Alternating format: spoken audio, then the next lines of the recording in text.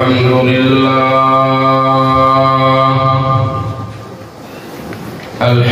لله وكفى والصلاة والسلام على عباده الذين اصطفى خصوصا على سيد الرسل وخاتم الأنبياء وعلى آله وأصحابه الأتقياء الذين هم خلاصة عرب العرباء وخير الخلائق بعد الأنبياء. أما بعد فأعوذ بالله من الشيطان الرجيم. بسم الله الرحمن الرحيم. ومن أراد الآخرة وسعى لها سعيها وهو مؤمن فأولئك كان سعيهم مشكورا. صدق الله مولانا العظيم. قرآن مجید قرآن حمید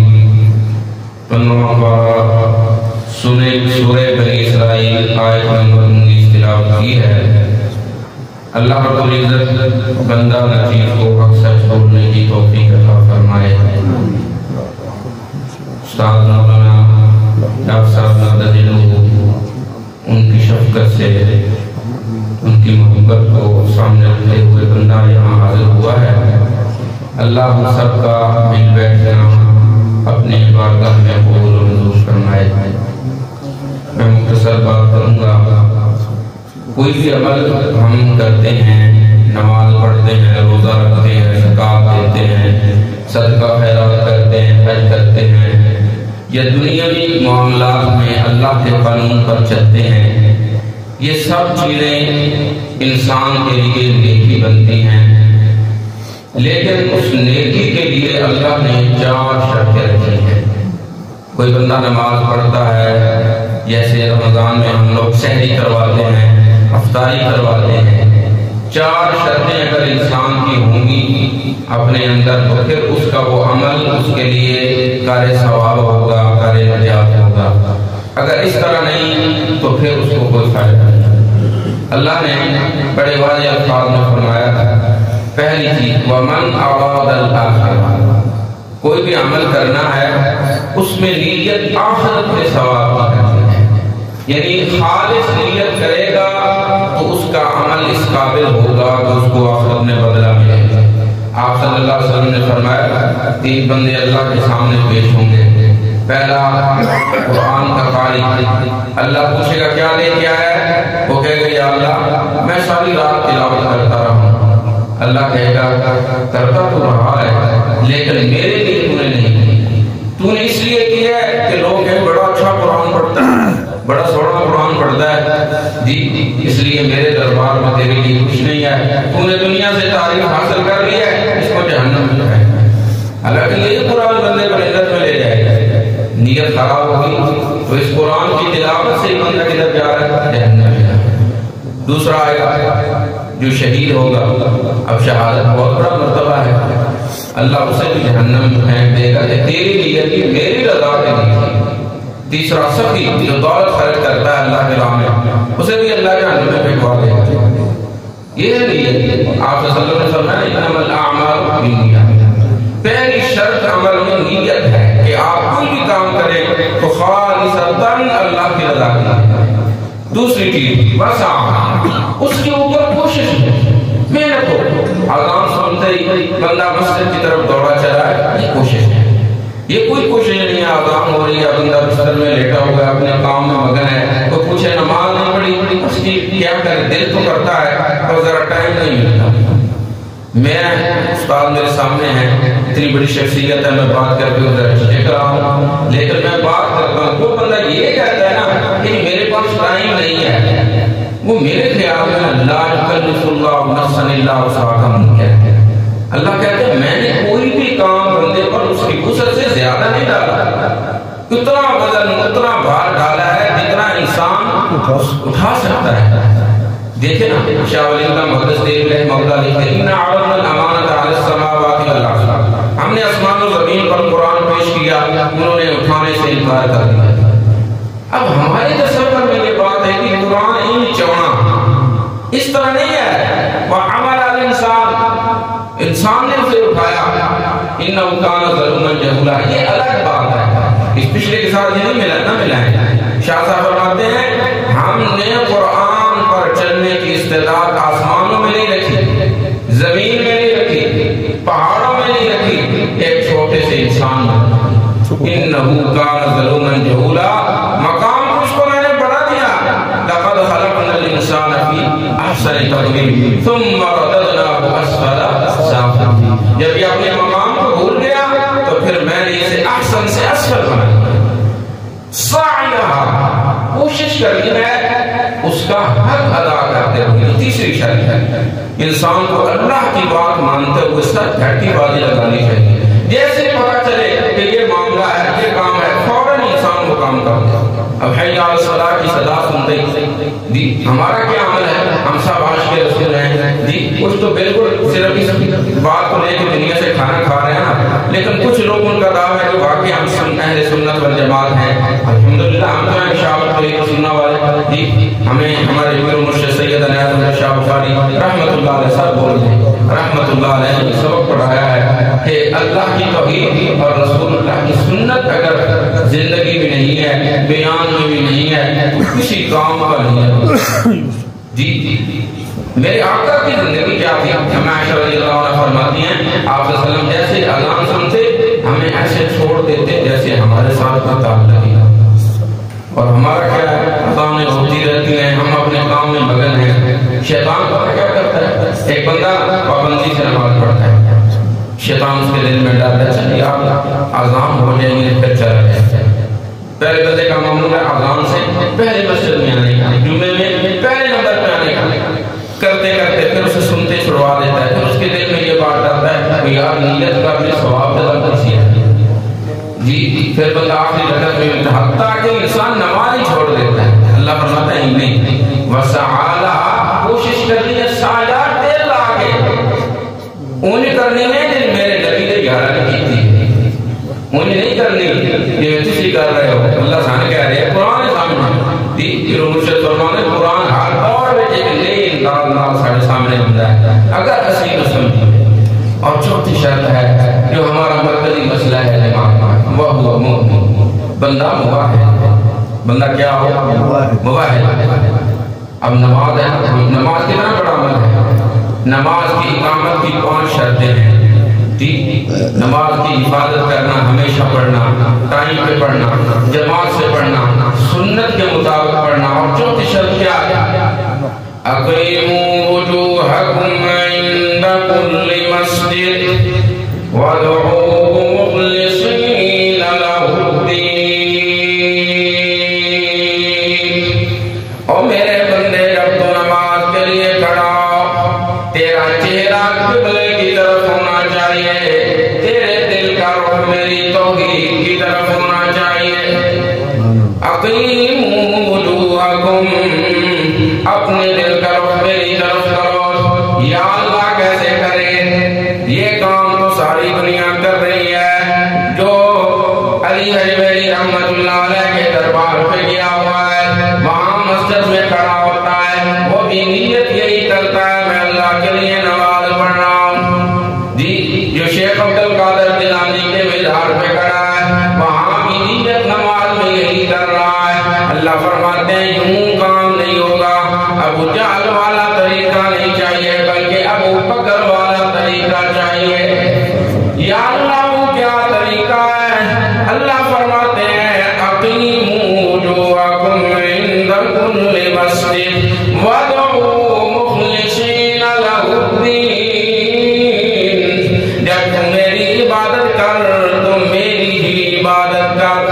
میں نے تقوی کا معیار یہی رکھا ہے الذین یؤمنون بالغیب. زبانی عبادت کرنی ہے تو کس کی کرنی ہے؟ بدنی عبادت کرنی ہے تو کس کی کرنی ہے؟ مالی عبادت کرنی ہے تو کس کی کرنی ہے؟ اگر بندہ اس عبادت کے اندر عقیدے میں کمزور ہے، اس کا کوئی عمل نہیں ہے، اس کی نماز نہیں ہے، اس کا روزہ نماز اس کی وجود کی ایکسرسائز تو بن سکتی ہے پر اس کی عبادت نہیں بن سکتی۔ اللہ اپنے پیارے پیغمبر محمد رسول اللہ صلی اللہ علیہ وسلم کو فرما رہے ہیں، قل او لوگو ہادی سبیلی ادعو الی اللہ، او لوگو میں اس قرآن کی طرف بلاتا ہوں، یہ قرآن ہمیں کیا کہتا ہے؟ ان صلاتی لفظی معنی میری نماز اور مفہوم اس کا ہے میری بندی عبادت، ونسکی لفظی معنی میری قربانی، مطلب میری مال و دولت کی جو عبادت ہے، میں نظر و نیاز دوں گا تو کس کے لیے؟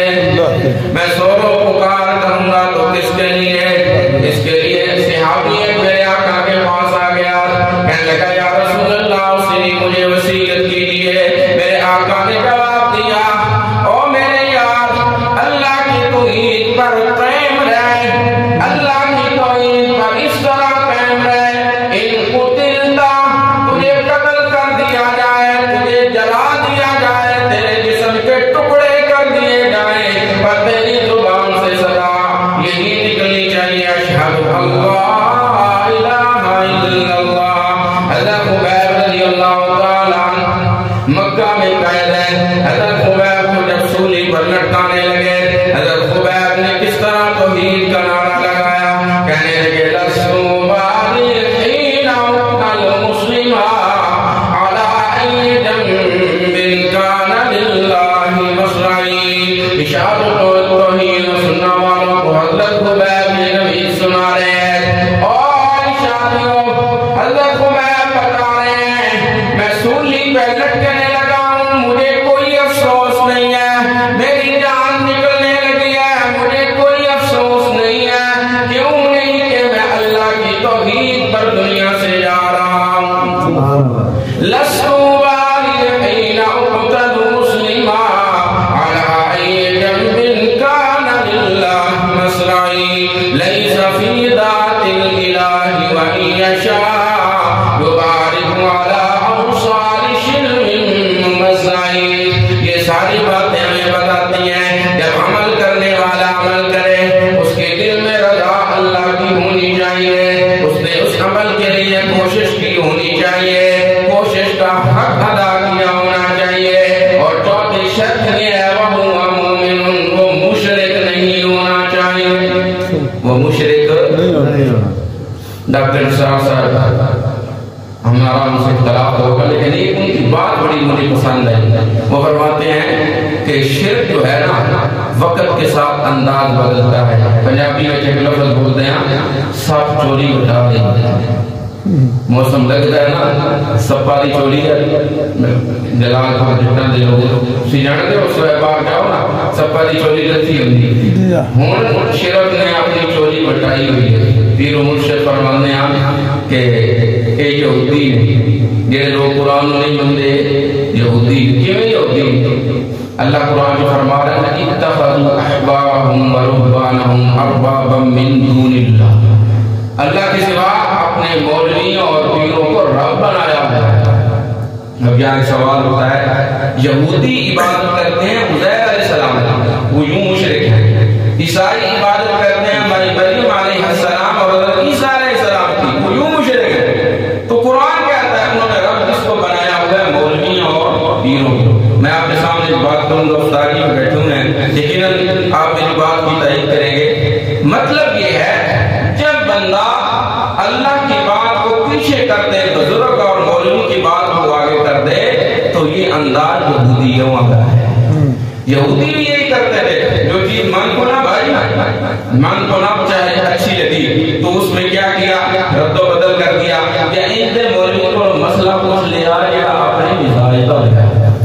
مسئلہ ساڑھے آتا ہوئے مفتی صاحب کو لورت آئی، زہر میرے پتر نے ترہ درختہ دیکھ لی ہے، آنکھیں کام ہو گیا، آنکھیں یہ اس کتاب کو بیٹھو، میں کہا موک گیا، اچھا اٹھالی وٹی کتاب کو بیٹھو، مجھے کو گل لکھ دیا ہے، انہوں نے کہا کم لیے، میں فتوہ دینے واسطے بیٹھا ہوں بنانے واسطے نہ بیٹھا یہ تو اتھارٹی اللہ محمد رسول اللہ نے صلی اللہ علیہ وسلم یہ قانون بنائے قانون بنانا کس کا کام اللہ کا کام ہے اللہ اپنے نبی سے بھی نہیں کہہ رہا نیما تو آگے میرے نبی تم نے کیوں اپنے اوپر شہد کو حرام کیا تو بات ختم کرتا ہوں تو چوتھی شرط کیا ہے وَهُوَ مُؤْمِن بندہ کیا ہو مومن ہو اب صرف مومن کا مطلب سمجھنے کے لیے ہمیں یہ سمجھنا چاہیے بندے کا عقیدہ حضرت بلال والا بندے کا عقیدہ حضرت بلال کی طرح مضبوط ہو ان الذین قالوا ربنا اللہ ثم استقاموا انہوں نے اللہ کو اپنا سب کچھ مان لیا